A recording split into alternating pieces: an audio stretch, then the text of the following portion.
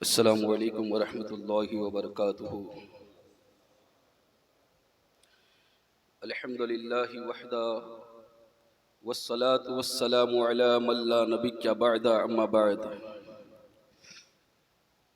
اعوذ باللہ من الشیطان الرجیم، بسم اللہ الرحمن الرحیم، وبالوالدین احسانا۔ اللہم نور قلوبنا بالقرآن وزین اخلاقنا بالقرآن وادخلنا الجنة بالقرآن ونجنا من النار بالقرآن، صدق اللہ العظیم وصدق رسوله النبی الامین الکریم، ونحن على ذلك لمن الشاہدین والشاکرین، والحمد للہ رب العالمین۔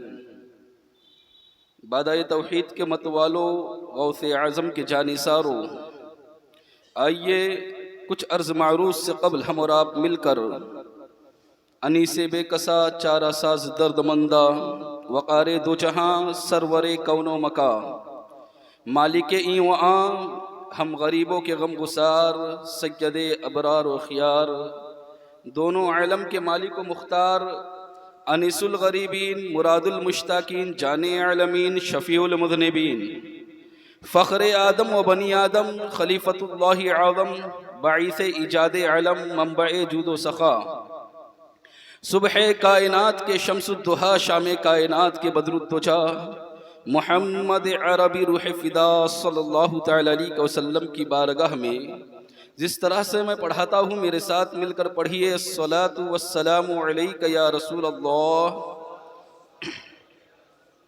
الصلاۃ والسلام علیک یا حبیب اللہ، الصلاۃ والسلام علیک یا نبی اللہ، صلی اللہ تعالی علیہ وسلم۔ برادران ملت اسلامیہ، خطبہ مسنونہ کے بعد میں نے ایک آیت کے جس حصے کی تلاوت کیا، اللہ تبارک و تعالی مجھے حق کہنے، آپ کو حق سننے، ہم سب کو اس پر عمل کرنے کی توفیق عطا فرمائے۔ گزشتہ 4 ہفتے ہم نے والدین کی فضیلت پر بیان سماعت کیا۔ آج پھر میں نے اسی آیت کو پڑھا۔ میں نے زندگی کے بہت سارے حقوق، والدین کے ساتھ کس طرح زندگی گزارنا چاہیے، والدین کی عظمتیں کیا ہیں، ان کی دعاؤں کا اثر کیا ہے، یہ ساری چیزیں میں نے آپ کے گوشے گزار کیا۔ آج ٹاپک یہ ہے کہ یہ تو ان لوگوں کے لیے اب تک بیان تھا جن کے والدین حیات ہیں، اور جن کے والدین انتقال کر گئے وہ کیا کرے، وہ والدین کے ساتھ حسن سلوک کیسے کرے، ان کے اوپر کیا حقوق ہیں والدین کے، وہ بھی ضروری ہے جاننا۔ جو زندہ ہیں ان کے تو جان لیے، لیکن جن کے والدین کا انتقال ہو چکا ہے تو ان کے ساتھ کس طرح کا معاملہ ہونا چاہیے، ان کے کتنے حقوق ہیں، آج ہم وہ سماعت کریں گے۔ تو آپ کو بتاؤں میں، والدین کے انتقال کے بعد اولاد پر والدین کے 12 حقوق ہوتے ہیں۔ اعلیٰ حضرت فاضل بریلوی نے لکھے ہیں کہ والدین کے انتقال کے بعد اولاد پر ان کے 12 حقوق ہوتے ہیں جنہیں پورا کرنا ہر بچے کے لیے، ہر بیٹے کے لیے ضروری ہے۔ پہلا حق کیا ہے؟ پہلا حق، سب سے پہلا، والدین کا جب انتقال ہو جائے تو والدین کے انتقال کے بعد کفن، دفن اور غسل میں جلدی کرنا، کفن کا انتظام کرنا اس کے، اور دفن کا انتظام کرنا، اور ان کے غسل میں جلدی کرنا، یہ بیٹے کا حق ہے۔ برادران ملت اسلامیہ، اب ذرا سوچیں کہ آج ہم میں کتنے ایسے ہیں جن کو کفنانے کا طریقہ معلوم ہے، دفنانے کا طریقہ معلوم ہے، یا غسل دینے کا طریقہ معلوم ہے؟ کیا ہم اپنے باپ کا حق ادا کر سکتے ہیں جب ہمیں غسل کا طریقہ ہی نہیں معلوم ہے، جب ہمیں کفنانے اور دفنانے کا طریقہ ہی نہیں معلوم ہے؟ تو ہم ان کا حق کیسے ادا کر سکتے ہیں؟ اس لیے ہر مومن کے لیے یہ ضروری ہے کہ وہ یہ سیکھے۔ کوئی مشکل کام تو نہیں ہے، کوئی پہاڑ توڑنا تو نہیں ہے، لہذا آسان کام ہے، لہذا غسل کا طریقہ کیا ہے اور تجہیز و تکفین کا طریقہ کیا ہے، یہ پورا کے پورا ہر مومن کو سیکھنا چاہیے، تاکہ کبھی ایسا نہ ہو کہ کوئی موجود نہ ہو جو یہ سارے کام کرتا ہو، تو پھر ایسے وقت میں پریشانی کا سامنا نہ کرنا پڑے، ایسے وقت میں بآسانی غسل دے سکیں آپ لوگ۔ میں نوجوانوں سے گزارش کروں گا کہ وہ ضرور ایک دن نکالے، ہم انشاءاللہ اس کے تعلق سے ایک پروگرام بنائیں گے اور پھر اس کے اندر ہم باضابطہ طور پر غسل اور تجہیز و تکفین کا طریقہ بھی سکھایا جائے گا۔ تو سب سے پہلا حق یہ ہے کہ تجہیز و تکفین میں جو ہیں یہ جلدی کرنا۔ دوسری چیز جو ہے ان کے انتقال کے بعد جو بچے پر حق ہے وہ ہے کہ دعائے رحمت اور استغفار ان کے لیے کرتے رہنا۔ یعنی ایسا نہیں کہ پہلے ہم نے زیارت کی، پھر اس کے بعد تیسرا، پانچواں، پھر ساتواں، اور ساتویں کے بعد پھر 40واں، ہر جمعرات 40واں ہونے کے بعد بھول جائے، نہیں، بلکہ ہمیشہ ہر حال میں ان کے لیے دعائے مغفرت کرتے رہنا ہے اور ہر حال میں ان کے لیے استغفار کرتے رہنا ہے۔ برادران ملت اسلامیہ، یہ بہت ضروری ہے یہ امر بھی والدین کے حق میں، اس لیے کہ بچے کی دعا والدین کے حق میں جلدی قبول ہوتی ہے۔ ان کے انتقال کے بعد اللہ تبارک و تعالی ان کے بچوں کے پڑھنے کو، ان کے استغفار کرنے کو قبول فرماتا ہے۔ برادران ملت اسلامیہ، ایک روح جو ہے اس کے درجات بلند ہوتے ہیں، حدیث شریف میں آیا ہے روح کے درجات بلند ہوتے ہیں، مقام و مرتبہ اس کا بلند ہوتا ہے، وہ رب سے عرض کرتا ہے مولا میرا مرتبہ کیوں بلند ہو گیا اچانک، میرا رتبہ اچانک کیوں بلند ہوا؟ تو اللہ تبارک و تعالی ارشاد فرماتا ہے کہ تیرے بیٹے نے تیرے لیے رحمت کی دعا فرمائی ہے۔ برادران ملت اسلامیہ، تو یہ والدین کے حقوق میں سے ہے۔ دوسرا حق یہ کہ والدین کے لیے استغفار بھی کیا جائے اور والدین کے لیے دعائے مغفرت بھی کی جائے، دعائے رحمت بھی کی جائے۔ اور قرآن عظیم نے بھی ہم کو یہی طریقہ بتایا ہے۔ جناب ابراہیم علیہ نبی کے علیہ السلام کی دعا، رب اجعلنی مقیم الصلاۃ ومن ذریتی ربنا وتقبل دعاء ربنا اغفر لی ولوالدی وللمؤمنین یوم یقوم الحساب۔ کیا مطلب ہے؟ مطلب ہے اللہ مجھے اور میری اولاد کو نمازی بنا اور میری دعا کو قبول فرما، اور آگے کہا کہ میرے والدین اور جملہ مومنین کی مغفرت فرما، قیامت تک کے لیے جتنے مومنین ہیں سب کی مغفرت فرما۔ اور اگر یہاں پر ایک بات اور بھی عرض کروں کہ اگر واقعی باپ نے بچے کی صحیح تربیت کی ہوگی نا، تو پھر وہ صرف ایک دن میں ایک مرتبہ دعا نہیں کرے گا، بچہ صرف دن میں ایک مرتبہ دعا نہیں کرے گا۔ بچے کو اگر نمازی بنایا ہوگا نا، تو ہر نماز میں وہ چوتھی رکعت میں یا آخری رکعت میں، جب دوسری ہو یا تیسری ہو، آخری رکعت میں جب وہ دعائے معصور پڑھے گا تو یوں کہے گا اللہم اغفر لی ولوالدی۔ تو آپ سوچو کہ کتنی دعائیں کرے گا، لیکن یہ کب ہوگا؟ جب بچہ اس دعا کو سمجھے گا بھی اور ماں باپ نے اس کی تربیت کی ہوگی، اس کو نمازی بنایا ہوگا۔ برادران ملت اسلامیہ، آپ اگر چاہتے ہیں کہ قبر میں آپ کو سکون ملے، آپ چاہتے ہیں کہ قبر میں آپ کو آرام ملے، آپ چاہتے ہو کہ قبر میں آپ کے بخشش کا ذریعہ دنیا سے مل جائے اور آپ کا بچہ آپ کے لیے دعائے رحمت کریں، تو میں یہ کہتا ہوں کہ اپنے بچوں کو ضرور نمازی بنائے۔ وہ نمازی بنائیں گے آپ بچے کو، وہ ہر نماز میں دعا کرتا ہوا نظر آئے گا۔ برادران ملت اسلامیہ، تو دوسرا جو یہ تھا، دوسرا حق جو تھا وہ دعائے رحمت و استغفار ہے۔ اور تیسرا حق جو ہے وہ ان کے نام سے صدقہ و خیرات کرتے رہے، صدقہ و خیرات کرتے رہے، ہے نا۔ جب ہمارے والدین زندہ ہوتے، حیات ہوتے ہیں، تو ہم ان کے لیے کچھ نہ کچھ اخراجات دیتے رہتے ہیں، کچھ نہ کچھ دیتے ہیں، لیکن جیسے ہی انتقال کر گئے، اب وہ جو انکم جو ان کو دیتے تھے ہم، وہ رقم اب بند ہو جاتی ہے، وہ اب اپنے ذاتی مفاد میں استعمال کرنا ہم شروع کر دیتے ہیں۔ تو اگر کیا ہی بہتر ہو کہ ایک تجویز آپ کے سامنے رکھوں کہ بہتر ہوگا کہ کچھ سالوں تک، بلکہ زندگی بھر، جو آپ مہینہ اپنے والدین کو دیا کرتے تھے، ان پر خرچ کیا کرتے تھے، وہ صدقہ و خیرات کر کے کسی غریب کو دے دے، اللہ اس کا ثواب آپ کے والدین کو عطا فرمائے گا۔ تو تیسرا حق جو ہے وہ ہے کہ صدقہ و خیرات کرنا۔ چوتھا حق جو ہے وہ بڑا سخت ہے، یاد رکھنا، ہر مسلمان کے لیے ضروری ہے غور سے سننا اور اس پر ضرور عمل بھی کرنا۔ چوتھا جو حق ہے وہ ہے والدین کے قرضے کو ادا کرنا، اللہ اکبر. یہ قرضہ جو ہے نا یہ بہت بری چیز ہے. میرے آقا علیہ الصلوۃ والسلام کی بارگاہ میں جب جنازے لائے جاتے تھے اللہ کے رسول تاجدار مدینہ صلی اللہ علیہ وسلم فرمایا کرتے تھے کہ اس کے اوپر کوئی قرضہ ہے؟ اگر اس کے اوپر قرضہ نہ ہوتا تو میرے آقا نماز جنازہ پڑھا دیتے، اور اگر وہ مقروض ہوتا، وہ قرضدار ہوتا تو صحابہ کرام سے فرماتے، مسلم شریف کی حدیث ہے کہ تم اپنے بھائی کی نماز جنازہ پڑھا لو. اللہ اکبر. یعنی خود میرے آقا علیہ الصلوۃ والسلام ایسے انسان کی جس کے اوپر قرضہ ہو اس کی نماز جنازہ نہیں پڑھایا کرتے تھے. تو اب سوچو کہ جو میرے آقا جس کی نماز جنازہ نہ پڑھائے وہ اچھی چیز تو نہیں ہو سکتی نا. لہذا ہرگز اگر آپ کے پاس اللہ نے دیا، ہرگز آپ کو اللہ نے اگر عطا کیا ہے تو ہرگز ایسا نہ کرے کہ آپ کا قرضہ جو ہے وہ باقی رہے کسی کے اوپر، آپ کسی کے مقروض رہے. ایسا نہیں ہونا چاہیے. جس کا قرضہ آپ نے لیا ہے اس کا قرضہ جو ہے وہ آپ کو واپس کرنا ہے. میرے آقا علیہ الصلوۃ والسلام ایک دن خطبہ دے رہے تھے. خطبہ دیتے دیتے اللہ کے رسول تاجدار مدینہ صلی اللہ علیہ وسلم نے ارشاد فرمایا کہ قیامت کے دن ایک شخص کو جنت میں جانے سے روکا جائے گا. پوچھا گیا صحابہ کرام رضوان اللہ تعالی علیہم اجمعین نے وہ شخص کون ہے؟ کہا وہ شخص ہوگا جس کے اوپر جو قرضدار ہوگا، جو مقروض ہوگا، اسے جنت میں جانے سے روک دیا جائے گا.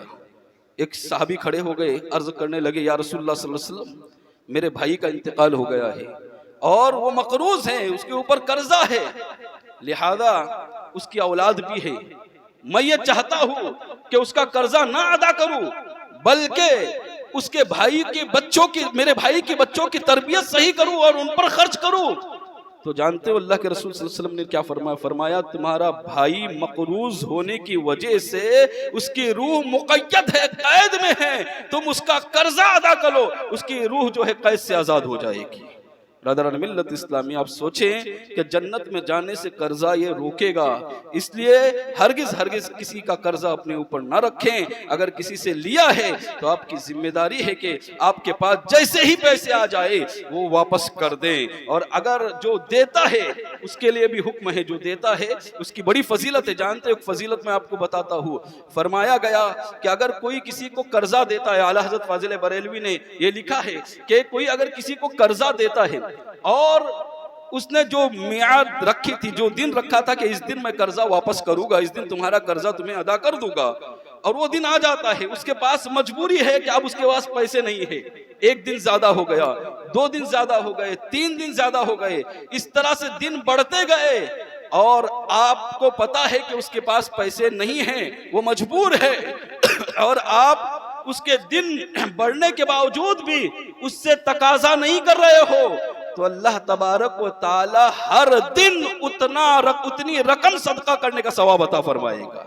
یعنی اگر کسی نے 5000 قرضہ دیا ہے تو ہر روز جو ہے 5000 کا صدقے کا ثواب تمہارے نامہ اعمال میں لکھ دیا جائے گا. یعنی جس کے پاس نہیں ہے تو اس کو مہلت بھی دینی چاہیے، لیکن جس کے پاس ہو اور وہ نہ دے تو پھر اس کے لیے سخت وعید ہے. اور سننا، میرے آقا علیہ الصلوۃ والسلام نے ارشاد فرمایا، خطبہ دے رہے تھے اور جہاد فی سبیل اللہ کی فضیلت بیان کر رہے تھے کہ مجاہد کی فضیلت یہ ہوتی ہے، مجاہد ایسا ہوتا ہے، مجاہد جنت میں جائے گا. اس طرح سے میرے آقا علیہ الصلوۃ والسلام جہاد فی سبیل اللہ کی فضیلت بیان کر رہے تھے. ایک صحابی رسول کھڑے ہوتے ہیں، عرض کرتے ہیں یا رسول اللہ صلی اللہ تعالی علیہ وسلم، اگر میں اللہ کی راہ میں مارا جاؤں، اللہ کی راہ میں شہید ہو جاؤں تو کیا اللہ تبارک و تعالی میرے سارے گناہوں کو معاف فرما دے گا؟ کہ سارے گناہوں کا کفارہ ہو جائے گا؟ تو میرے آقا علیہ الصلوۃ والسلام نے فرمایا ہاں، تمہارے سارے گناہوں کا کفارہ ہو جائے گا. پھر میرے آقا علیہ الصلوۃ والسلام نے فرمایا اے میرے صحابی کھڑے ہو جاؤ اور دوبارہ اس سوال کو دہراؤ جو تم نے ابھی سوال کیا تھا، دوبارہ پوچھو کہ وہ سوال کیا تھا، وہ دہراؤ دو اسے. جیسے ہی وہ صحابی کھڑے ہوئے انہوں نے دوبارہ عرض کیا یا رسول اللہ صلی اللہ تعالی علیہ وسلم کہ میرے انتقال، میری شہادت کے بعد کہ اللہ تبارک و تعالی میرے سارے گناہوں کو معاف فرما دے گا؟ تو میرے آقا علیہ الصلوۃ والسلام نے اب کیا فرمایا، ذرا کان کھول کر سننا. اللہ کے رسول فرماتے ہیں ہاں، اللہ تمہارے سارے گناہوں کو معاف فرمائے گا سوائے تمہارے قرضے کے. اللہ اکبر. اب ذرا اندازہ لگاؤ کہ شہید کے بھی پر بھی اگر قرضہ ہو تو اللہ تبارک و تعالیٰ اس قرضے کا گناہ معاف نہیں فرماتا۔ اب کتنی بری چیز ہوگی قرضہ لے کر واپس نہ کرنا۔ برادران ملت اسلامیہ، یہ سب میں آپ کی اصلاح کے لیے کہہ رہا ہوں، اس میں جو ہے یقیناً آپ کا ہی فائدہ ہے۔ تو تیسرا حق جو ہے کہ اگر والدین کا انتقال ہوا ہے تو پتہ لگاؤ کہ اگر والدین پر کچھ قرض ہے تو اسے ادا کرے، تاکہ ان کے روح کو جنت میں جانے سے روکا نہ جائے۔ پانچویں چیز جو ہے، ان کا فرض بقدر ضرورت ادا کرنا۔ ان کا فرض جو ہے وہ بقدر ضرورت ادا کرنا۔ ان کے اوپر جو فرض تھے اگر وہ چھوٹ گئے، مثال کے طور پر ان کے اوپر روزہ تھا فرض، اور روزہ ہر مسلمان پر فرض ہو، لیکن کبھی ایسا ہو گیا کہ وہ بیماری میں ہو گئے اور شیخ فانی ہو گئے، ان کی عمر بہت زیادہ ہو گئی کہ اب وہ اچھے نہیں ہو سکتے، تو ایسی صورت میں کیا کیا جائے؟ تو ایسی صورت میں کہ جب وہ روزہ نہیں رکھ سکتے ہیں اور ان کے اچھے ہونے کے بھی چانسز نہیں ہیں، تو جتنے روزے چھوٹے ہیں تو ہر روزے کے بدلے ایک صدقہ فطر جتنا ہم نکالتے ہیں اتنا کسی غریب کو دے دینا، یہ اس کے فرض سے کی ذمہ داری پوری کرنا ہوتی ہے۔ یہ تو روزے کا ہوا۔ اسی طرح نماز کا بھی ہے۔ اگر کسی کے والدین کی نمازیں باقی رہ گئی ہیں، نمازیں نہیں پڑھتے تھے، تو حساب لگاؤ ان کی زندگی کا کہ ان کی کتنی زندگی ہے، اور ہر نماز کے بدلے صدقہ فطر کی مقدار میں صدقہ کرے، ہر نماز کے بدلے۔ بلکہ فقہ حنفی کا مسئلہ تو یہاں تک ہے کہ دن میں 5 وقت کی نماز ہوتی ہے تو صرف 5 وقت کی نماز کا فدیہ نہیں بلکہ وتر کی نماز کا بھی فدیہ ادا کیا جائے گا، یعنی دن میں 6 نمازوں کا فدیہ جو ہے وہ ادا کیا جائے گا۔ ایک نماز کا فدیہ جو ہے وہ صدقہ فطر کی مقدار ہے۔ برادران ملت اسلامیہ 2 کلو 47 گرام جو ہم عید کے دن نکالتے ہیں نا صدقہ فطر جو ہے، اتنی مقدار ایک نماز کا صدقہ ہے۔ اب اندازہ لگائیں کہ جو نماز چھوڑتے ہیں ان کے ساتھ کیا حشر ہوگا۔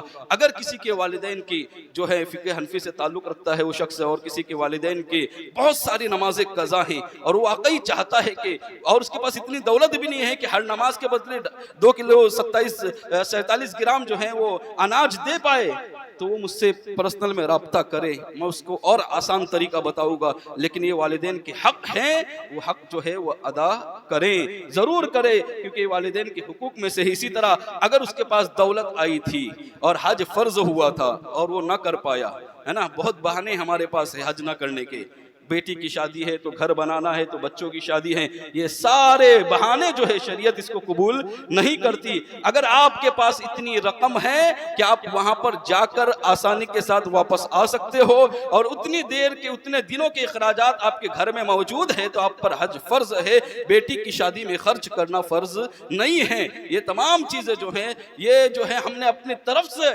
اپنے اوپر جو ہے یہ لاگو کر دی ہے، زبردستی کی اپنے اوپر تھوپ دی ہم نے کہ ہمیں اتنا ہی خرچہ کرنا ہے بچوں کی شادی میں۔ یہ ساری چیزیں اسلام سے نہیں ہے۔ اسلام سے جو فرض ہے وہ حج فرض ہے، وہ آپ کو ادا کرنا ہے۔ تو عرض یہ کر رہا تھا کہ اگر حج فرض ہوا ہو اور حج فرض ہونے کے بعد اگر وہ ادا نہ کر پائے ہیں والدین، تو پھر ان کے بدلی کسی کو حج کے لیے بھیجنا، جسے حج بدل کہتے ہیں، یہ بھی آپ کے حقوق میں سے ہیں۔ والدین کے حقوق جو آپ پر ہے اس میں سے ایک حق ہے۔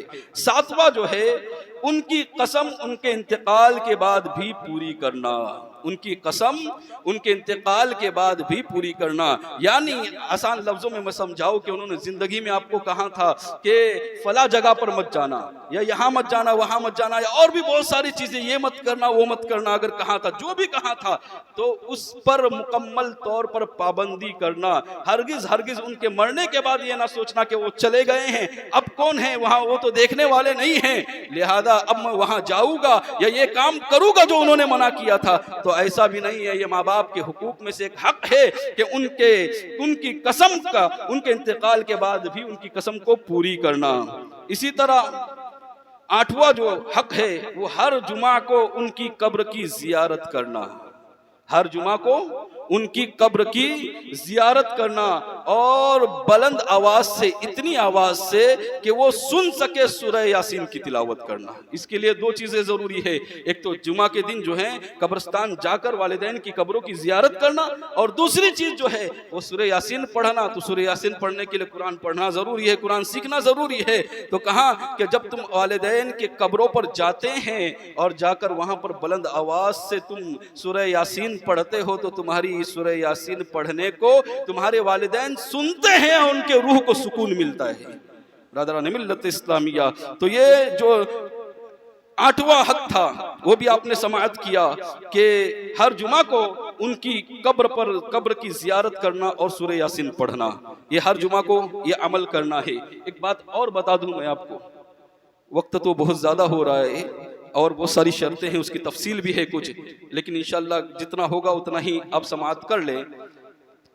ایک اور چیز والدین کی ایصال ثواب کے لیے بڑی اہم چیز ہے، وہ یہ ہے کہ ایک واقعہ ہوا کہ ابن العربی، اب جانتے ہیں سب ہے نا، ان کا نام تو آپ نے سنا ہی ہوگا، اب میں وہ سیریل کا نام نہیں لینا چاہتا، سب نے دیکھا ہے، سب بہت، حالانکہ جائز نہیں ہے وہ چیز، لیکن ہم سمجھ رہے تھے کہ اس سے جذبہ جہاد اور جذبہ شہادت پیدا ہوتا ہے، اور بڑی رمضان مبارک کے اندر بھی رات بھر ہمارے لوگوں کا یہی کام ہو گیا تھا کہ ہم اس کو باعث ثواب سمجھ کر رہے تھے۔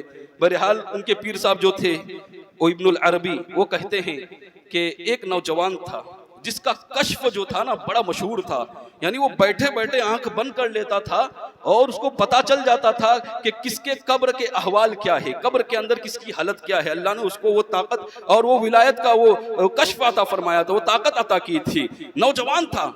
فرماتے ہیں کہ ایک دن اس کی والدہ کا انتقال ہوا، تو میں گیا اس کے یہاں پر، وہاں پر جانے کے بعد اس کے پاس بیٹھا میں، اور بیٹھنے کے بعد جو ہے اس نے اچانک آنکھ بند کیا اور چیخو پکار کرنے لگا، چلانے لگا، رونے لگا۔ لوگوں نے پوچھا کہ نوجوان تم کیوں رو رہے ہو، وجہ کیا ہے؟ تو کہا ابھی مجھے میرے کشف سے پتا چلا، مجھے معلوم ہوا کہ میری والدہ کو قبر کے اندر عذاب دیا جا رہا ہے۔ تو حضرت ابن العربی کہتے ہیں کہ میں نے حدیث شریف میں پڑھا تھا، ذرا غور سے سننا، میں نے حدیث شریف میں پڑھا تھا کہ اگر کوئی 70,000 مرتبہ کلمہ طیبہ پڑھے گا اور وہ کسی مرحوم کو بخش دے گا تو اللہ تبارک و تعالیٰ اسی وقت اس کے مغفرت فرمائے گا۔ فرمایا کہ یہ حدیث سے پاک میں نے سنا تھا کہ 70,000، تو میں نے بہت سارے نصاب جمع کر کے رکھا تھا، 70,000 کے بہت سارے نصاب جمع کر کے رکھا تھا۔ جو ہی اس نے کہا نا کہ میرے والدہ کو قبر میں عذاب ہو رہا ہے، میں نے دل میں سوچا کہ آج تو پتا چلے گا اس کو کشف ہوتا ہے کہ نہیں ہوتا، اور اس حدیث کی صحت کے بارے میں بھی پتا چلے گا کہ یہ حدیث کیسی ہے، اس کی صحت کیا ہے۔ تو میں نے دل ہی میں یہ بات سوچا کہ اس کے والدہ کو میں نے 70,000 کلمہ طیبہ ایصال کر دیا۔ ابھی دل میں سوچ رہا تھا کہ وہ مسکرانے لگا اور کہنے لگا کہ ابھی اسی وقت میری ماں جنت میں ٹہل رہی ہے۔ برادران ملت اسلامیہ، تو والدین کی ایصال ثواب کے لیے آپ کو ایک کام کرنا ہے، 70,000 والد کے لیے اور 70,000 والدہ کے لیے اور 70,000 اپنے لیے، یہ 3 نصاب ضرور پورے کریں تاکہ قبر کے عذاب سے بھی آپ محفوظ رہے، آپ کے والدین بھی محفوظ رہے۔ برادران ملت اسلامیہ، جن کے والدین کو ہم نے جو اب تک سماعت کی اتنی تقریریں کہ جن کے والدین کو کبھی انہوں نے تکلیف پہنچائی ہو اور اس دنیا میں نہیں ہیں، یہ عمل کریں 70,000 کلمے کا اور جائیں والدین کی قبر پر ان سے معافی مانگے۔ میں کہتا ہوں یقیناً وہ تمہیں قبر سے معاف بھی کرے گے اور تمہارے لیے دعائے رحمت بھی کرے گے، اور اللہ تبارک و تعالیٰ تمہیں کامیابی عطا فرمائے گا۔ تو برادران ملت اسلامیہ، تو یہ جو ہے 8واں حق تھا۔ 9واں حق جو ہے ان کے رشتہ داروں سے حسن و سلوک کرنا، یعنی ایسا نہیں کہ ان کے انتقال کے بعد ماماؤں سے جھگڑا کرنا، خالاؤں سے جھگڑا کرنا، اسی طرح چچا سے جھگڑا کرنا جو والد کی رشتہ دار ہے نا۔ ہم سوچتے کہ جب تک ابا حیات تھے، والدہ حیات تھی، جب تک رشتہ نبھانا چاہیے، نہیں، بلکہ فرمایا یہ حق ہے مسلمان کے اوپر والدین کا کہ ان کے انتقال کے بعد ان کے جو رشتہ دار ہیں جو ہیں ان کے رشتہ داروں کے ساتھ حسن سلوک کرنا، یہ والدین کے حقوق میں سے ایک حق ہے۔ 10واں جو ہے ان کے دوستوں کی عزت کرنا، ایسا نہیں کہ اب ان کے دوستوں کو اگنور کیا جائے، نہیں، بلکہ ان کے دوستوں کی عزت کرنا یہ 10واں حق ہے۔ جب بھی آپ کو والدین کے دوست ملے نا تو آپ کو چاہیے کہ ان کی عزت کرے، ان کے ساتھ تکریم سے پیش آئے، ان کو دعوت دیتے رہے۔ اگر آپ کے اڑوس پڑوس میں ہیں تو آپ کے گھر میں اچھا کھانا بنا ہے تو آپ ان کو پہنچاتے رہے۔ یقین جانیں جب آپ کا یہ کھانا اور آپ کی یہ محبت والدین کے دوستوں کو پہنچے گی نا تو خود بخود ان کے دل میں آپ کے تعلق سے پیار پیدا ہوگا، اور وہ سوچیں گے کتنا اچھا میرا دوست تھا اور اپنی اولاد کی تربیت کتنی اچھی کی ہے۔ تو وہ جب وہ کہے گا اور دل میں سوچے گا نا تو آپ کے والدین کو اس سے سکون ملے گا، آپ کے والدین کو اس سے اطمینان ملے گا۔ تو والدین کی دوستوں کی بھی قدر کرنا ہے۔ اور 11ویں چیز جو ہے، دوسروں کے ماں باپ کو برا کہہ کر اپنے ماں باپ کو برا نہ کہنا۔ یہ کہاں 11واں حق جو ہے کہ دوسروں کے ماں باپ کو برا کہہ کر اپنے والدین کے انتقال کے بعد اب اور ذمہ داری ہے، پہلے ہی ذمہ داری آپ کی بنتی ہے کہ آپ کسی کے ماں باپ کو گالی نہ دو، آپ کسی کے والدین کو برا نہ کہو۔ کچھ لوگ تو پتہ نہیں کیا ہے، ان کی زبان کے اندر ایسی گندگی بھری ہوئی ہے کہ گالی کی سوا بات ہی نہیں کرتے، پتہ نہیں کیا ہو گیا ہے، سوائے گالی کی ان کی زبان سے کچھ نکلتا ہی نہیں ہے۔ یعنی زبان کتنی گندی کر کے رکھی ہے، اچھی بات میں بھی گالیاں دیتے، بری بات میں بھی گالیاں دیتے، دوستی میں بھی گالیاں دیتے۔ اور وہ دوست جو ہے وہ کیسا دوست ہے جو ہنس ہنس کر ماں باپ کے بارے میں گالیاں سن رہا ہے؟ برادران ملت اسلامیہ، میرے آقا علیہ الصلوۃ والسلام نے ارشاد فرمایا کہ قیامت کے قرب قیامت میں ایک وقت آئے گا کہ لوگ اپنے والدین کو گالیاں دیں گے۔ صحابہ کرام رضوان اللہ تعالی علیہ مجمعین نے عرض کیا، یا رسول اللہ صلی اللہ علیہ وسلم، کوئی اپنے والدین کو بھی گالی دے سکتا ہے؟ تو اللہ کے رسول تاجدار مدینہ صلی اللہ علیہ وسلم نے فرمایا، ہاں، تم دوسروں کے والدین کو گالی دو گے تو وہ پلٹ کر تمہارے والدین کو گالی دیں گا۔ گویا تم نے دوسرے کے والد کو یا والدہ کو گالی دے کر اپنے والدین کو گالی دی ہے۔ تو ہرگز گالی زبان پر نہ لائے، گالی کوئی اچھی چیز تو نہیں ہے۔ آپ کی زبان ہی آپ کو بتا دینا چاہیے کہ آپ کی پرورش کس انداز میں ہوئی ہے، آپ کی گفتگو بتا دینا چاہیے کہ آپ کی پرورش کس انداز میں ہوئی ہے۔ برادران ملت اسلامیہ، تو گالی سے بھی پرہیز کرنا اور دوسرے کے ماں باپ کو برا نہیں کہنا تاکہ آپ کے ماں باپ بھی اس سے محفوظ ہو سکے۔ تیسری بات، 12ویں چیز جو ہے، اس کی تفصیل بہت زیادہ لمبی ہے، انشاءاللہ اسے پھر اگلے ہفتے میں اس کی تفصیل بیان کروں گا۔ صرف ایک جملے میں بات مکمل کرتا ہوں کہ انتقال کے بعد والد کے یا والدہ کے کبھی گناہ کر کے ان کو تکلیف نہ دینا، کوئی بھی گناہ کر کے ان کو تکلیف نہ دینا۔ میرے آقا علیہ الصلوۃ والسلام نے ارشاد فرمایا کہ جب تمہارے والدین کا انتقال ہوتا ہے تو ہفتے میں 2 مرتبہ تمہارے اعمال نامے ان کے سامنے پیش کیے جاتے ہیں۔ جب وہ اچھے اعمال کو دیکھتے ہیں تو خوش ہوتے ہیں اور برے اعمال کو دیکھتے ہیں تو رنجیدہ ہوتے ہیں۔ تو والدین کے انتقال کے بعد گناہوں سے باز آنا، انشاءاللہ اس بات پر ہم اگلے ہفتے پھر گفتگو کریں گے۔ اللہ تعالیٰ سے دعا ہے کہنے سننے سے زیادہ عمل کرنے کی توفیق عطا فرمائے۔ وما علینا الا البلاغ۔ السلام علیکم ورحمۃ اللہ۔